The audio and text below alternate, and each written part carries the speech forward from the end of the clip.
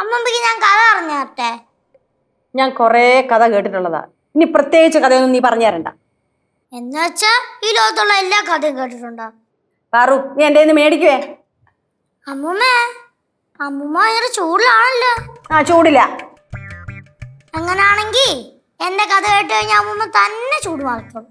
അങ്ങനെ ഇപ്പൊ എനിക്ക് ചൂട് മാറണ്ട. എന്തൊരു കഷ്ടമായി, വീട്ടില് റേഞ്ചും കിട്ടൂല മഴ കാരണം. എന്റെ ചോനറത്തല ഭഗവതി, റേഞ്ച് കിട്ടല്ലേ? എന്താന്ന് എന്താ പറഞ്ഞേ? റേഞ്ച് കിട്ടല്ലേന്ന്. അപ്പൊ നമ്മൾ മനുഷ്യരൊക്കെ എങ്ങനെ വിളിക്കാം അമ്മൂമ്മ? പിന്നെ വിളിച്ചിട്ട് വലിയ കാര്യമല്ലേ, അതിന്റെ കാര്യം സാധിക്കാനുള്ളത് പോലെ. ചേച്ചി, നമ്മുടെ പടവലം വീട്ടിലെ തൊഴുത്തില്ലേ, തൊഴുത്തിന്റെ മേളില് പ്ലാവ് വീണില്ലേ? പ്ലാവല്ല വീണ, പ്ലാങ്കൊമ്പ വീണ. അതെന്തായോ എന്തോ. എന്താവാനാ, ചെലപ്പോ തൊഴുത്ത് മുഴുവൻ ഇടിഞ്ഞു പൊളിഞ്ഞ് വീണ് കാണും, ആർക്കറിയാം. ശിവ, നീ ഉമേഷിനെ വിളിച്ചൊന്ന് ചോദിച്ചു നോക്കി. പക്ഷെ റേഞ്ച് ഇല്ലല്ലോ അമ്മൂമ്മ. അമ്മൂമ്മ അല്ലേ പറഞ്ഞേ റേഞ്ച് കിട്ടണ്ട, ഇനി ആരെയും വിളിക്കണ്ടെന്നൊക്കെ. എന്നാ പിന്നെ ഇനിയിപ്പോ ആരെയും വിളിക്കണ്ട.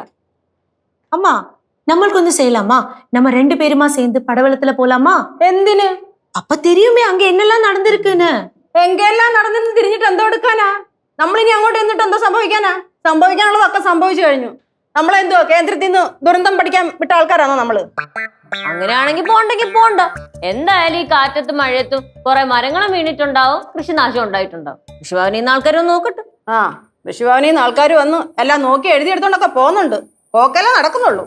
എന്തമ്മ, ഒന്നും കിട്ടുന്നില്ലേ? ഇക്കൊല്ലത്തെ കിട്ടണമെങ്കിൽ 2 വർഷം കഴിയണം. ആണോ? പടവലത്തെ കാര്യം പറയണേ. ஆமா லட்சு, நானும் அம்மாவுமா சேர்ந்து படவலத்துல போற விஷயத்தை பத்தி சொல்லிட்டு இருக்கோம். നല്ല കാര്യം. ഞങ്ങൾ പിള്ളേരെ സെറ്റൊക്കെ കൂടെ നാളെ കുഴിപ്പടത്ത് പോകാൻ വേണ്ടി ഇരിക്കുവായിരുന്നു.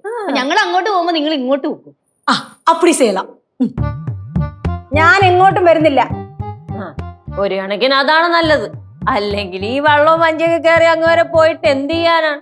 അമ്മയ്ക്കാണെങ്കിൽ ഒന്നും ചെയ്യാനുള്ള അവധവും ഇല്ല. അത് മാത്രമല്ല, ഭയങ്കര മഴയുമാണ്. എനിക്കെന്തോ വയ്യായിക. ഞാൻ ഇവിടുത്തെ കാര്യങ്ങളൊക്കെ ചെയ്യുന്നില്ലയോ? എനിക്കെന്തോ വയ്യായിക. അതെ, ഞാൻ ഒരുപാട് മഴ ഇടിയൊക്കെ കണ്ടിട്ടുള്ളതാ. ഞാനേ 6ന്റെ കരയ്ക്കാ താമസിച്ചിരുന്നത്. 6ന്റെ കരയ്ക്ക് വെള്ളമൊക്കെ ഇഷ്ടം പോലെ കണ്ടിട്ടുണ്ട്. പിന്നെ നീ എന്തുവാരെന്ന് പറഞ്ഞേ? ഒരു ഇച്ചിരിയുള്ള ഒരു കൈത്തോട്ടിന്റെ അടുത്തൂടെ ഒഴുകി പോയപ്പം നീ അങ്ങ് ഭയങ്കര സംഭവമായിട്ട് ഭയങ്കര വീരസാഹസികളൊക്കെ പറഞ്ഞ കേട്ടല്ലോ. ഒരാളിവിടെ തിമിംഗലത്തെ ചൂണ്ടയിട്ട് പിടിച്ച കഥയൊക്കെ പറയുന്നത് കേട്ടു. തിമിംഗലല്ലമ്മ, വരാല്. പറയുന്ന കേട്ടാത്തൊന്നും തിമിംഗലത്തെയാ പിടിച്ചോണ്ട് വന്നേ.